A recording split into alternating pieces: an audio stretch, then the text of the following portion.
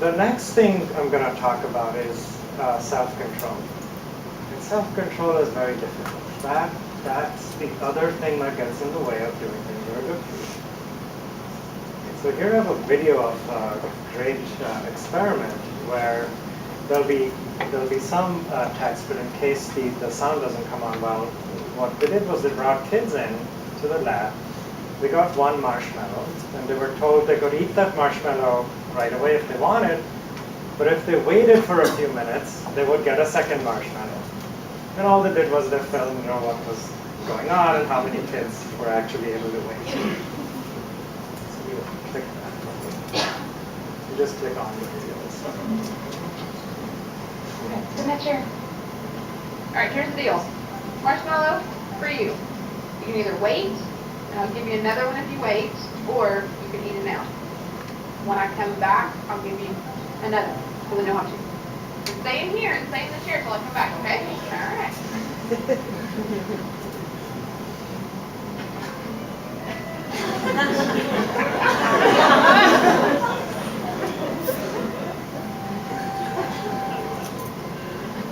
I'm gonna go do something, then I'll come back.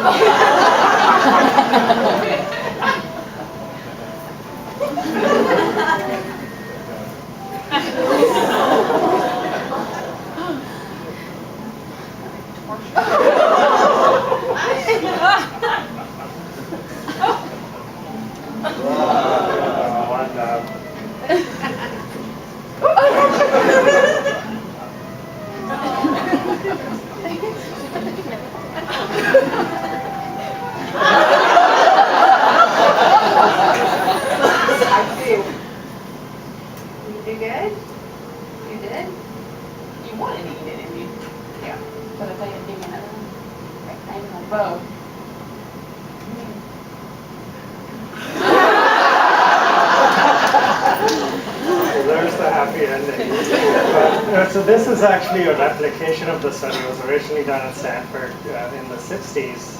The researcher actually followed these kids. So they were 4 to 6 years old at the time. And there's some debate about the data, but the findings were the kids who were able to wait actually succeeded at large. So they intuitive story. This has been replicated with adults, and it still works. So self-control is hard. Now, these are both things that I've shown you that are challenges for us. I think quickly, it's hard to calculate, make decisions well, it's hard to self-control. The good news is we can focus really well. Right? Now, the problem, of course, is that when we focus on one thing. And there's a lot else going on that kind of falls away. So, if you're not yet tired of being psychology experiment subjects, there's another little test. We'll see how well you can focus. Right, so the video actually has all of the instructions in it, so I'll just play it. The monkey business. Count how many times the player is wearing white when he passes the ball.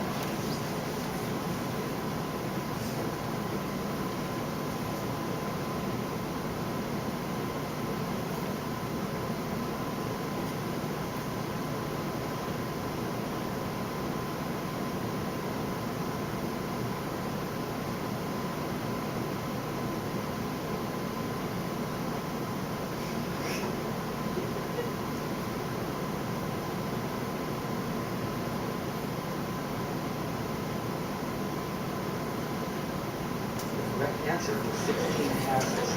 How many people got it right? All right,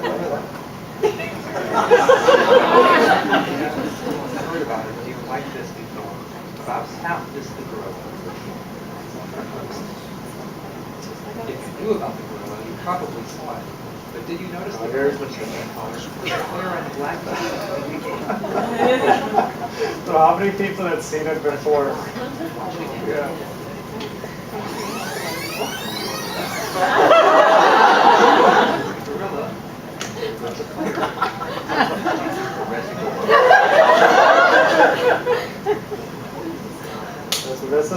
common enough that Looking for a gorilla. You offer this other it's become common enough that Dan Simons has come up with this other version where he's changed even more things. The original gorilla here.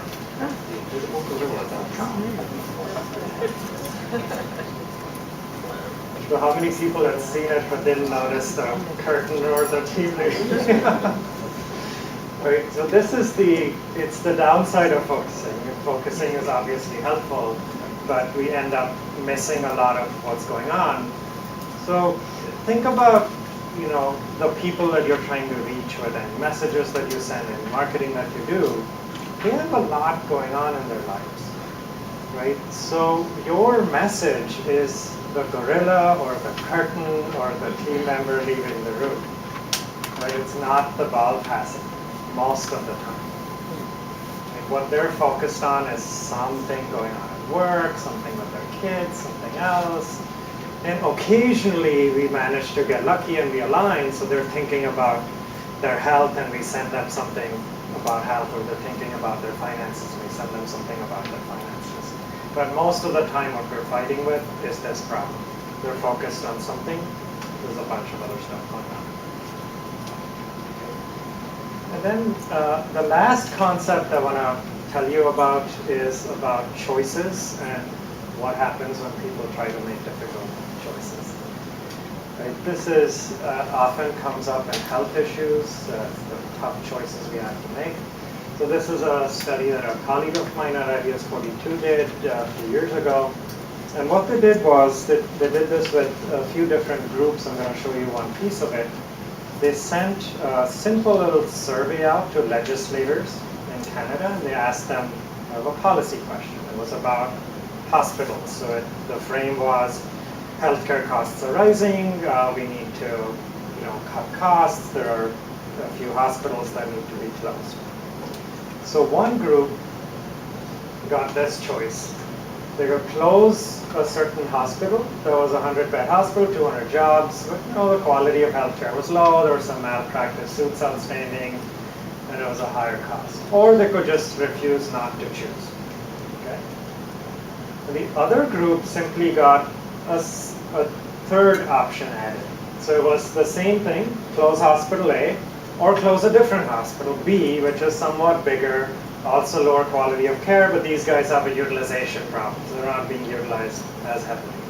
Or again, they could refuse to choose. And so what do you think would happen? The same number of people should refuse to choose in each case. What's the difference? In that case, 26% refused to choose. In this case, 68%. So what's going on? What goes on here is, because we've now inserted a pretty similar option in the second case, we've introduced a difficult choice. People have to choose between A or B that seem kind of similar, the trade-offs aren't clear, and most people just avoid the choice entirely. So if you think about the implications of this for policy, for medicine, healthcare, there are so many instances where there are difficult choices.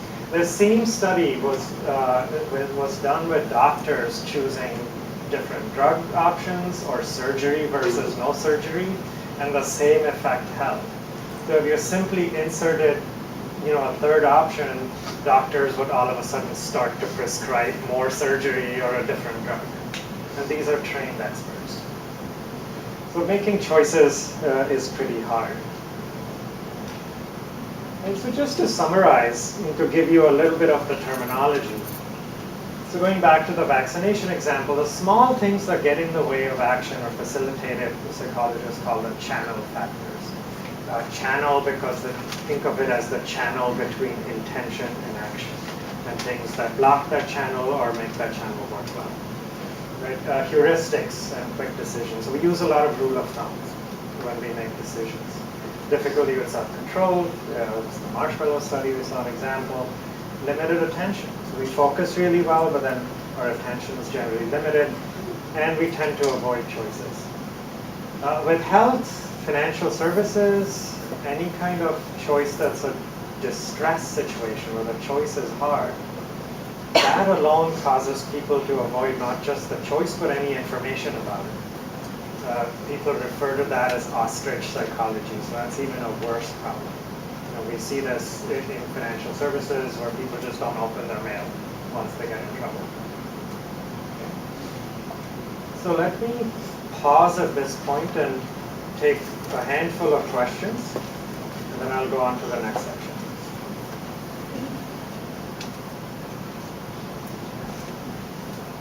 Yeah. In the study that you referenced about organ donation, is there any parallel difference in attitudes and perceptions about organ donation, rather than just do they do it or not?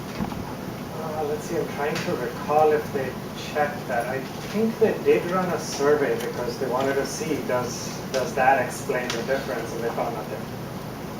Now, I don't know if somebody's gone and done a study more recently to see if attitudes are different in those countries. I can look it up. I don't think so. No, I don't think Similar to the organ donation study is the increasing amount of times we live our lives and commerce and everything else online. There's sort of a prevalence of we have to actually opt out of the more sinister choice. So we have to check the box to get out. Do you think, will that have any impact, do you think, over time on that part of the science? Will we change how we perceive that information, where the box that's being chosen for me is the bad box, so I want to sort of automatically check the other box? It's a good question. I think it's possible. It's possible, but it'll take a lot of messaging and information around that concept. That the default that's being chosen for you is often the bad one for you. And I think today people's automatic perception, and the keyword is automatic, is that that's the recommendation. Okay, so this is not that people are sitting there sweating over that opt-out, opt-in. That's the key. These defaults, these are quick decisions.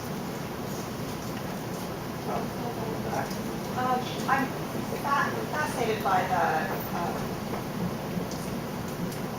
I was fascinated by the choice example that you gave, and I'm going over in my mind what the implications of that are.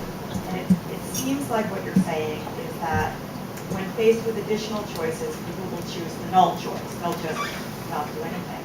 And so as communicators, when often we're trying to help people make decisions, and we want to give them their options, should we not be giving, should we really just be giving one? I'm trying to figure out, like, what does that mean for us? Yeah, people need help making these choices, and the traditional view is that we need to educate them, give them a lot of information, and that'll help them make the choice. Often that actually makes the situation worse because now we've made the choice even more difficult. So the types of things that we find that helps is telling them what the most common choice is, what everybody else chooses. That's what they're looking for. People look for social proof. What is everybody else doing? Right? What is the common, what is the most popular dish in the restaurant? So that can help. Telling them, well, this is the choice that's recommended for you, but there are these other options you can also pick.